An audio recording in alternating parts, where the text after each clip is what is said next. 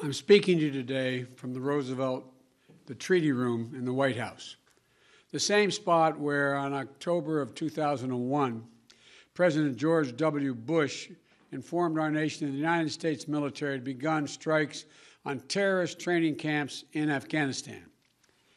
It was just weeks after the terrorist attack on our nation that killed 2,977 innocent souls, that turned Lower Manhattan into a disaster area, destroyed parts of the Pentagon, and made hallowed ground of a field in Shanksville, Pennsylvania, and sparked an American promise that we would never forget. We went to Afghanistan in 2001 to root out al-Qaeda, to prevent future terrorist attacks against the United States planned from Afghanistan. Our objective was clear. The cause was just. Our NATO allies and partners rallied beside us. And I supported that military action along with overwhelming majority of the members of Congress. More than 7 years later, in 2008, weeks before we swore the oath of office President Obama and I were about to swear, President Obama asked me to travel to Afghanistan and report back on the state of the war in Afghanistan. I flew to Afghanistan, to the Kunar Valley, a rugged, mountainous region on the border with Pakistan. What I saw on that trip reinforced my conviction that only the Afghans have the right and responsibility to lead their country, and that more and endless American military force could not create or sustain a durable Afghan government. I believed that our presence in Afghanistan should be focused on the reason we went in the first place, to ensure Afghanistan would not be used as a base from which to attack our homeland again. We did that. We accomplished that objective. I said, among with others, we'd follow Osama bin Laden to the gates of hell if need be. That's exactly what we did, and we got him.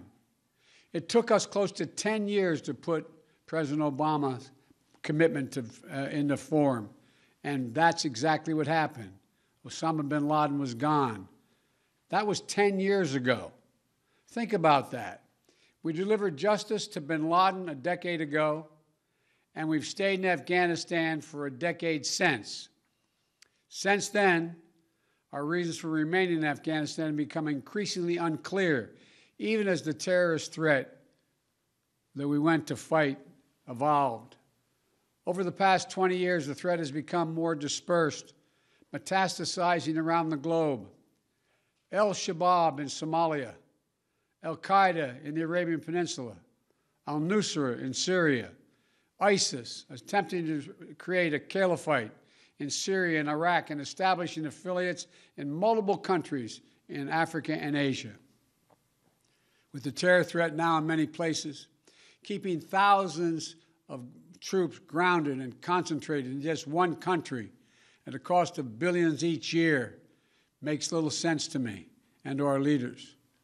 We cannot continue the cycle of extending or expanding our military presence in Afghanistan, hoping to create ideal conditions for the withdrawal and expecting a different result. I'm now the fourth United States president to preside over American troop presence in Afghanistan. 2 Republicans, 2 Democrats. I will not pass this responsibility on to a 5th.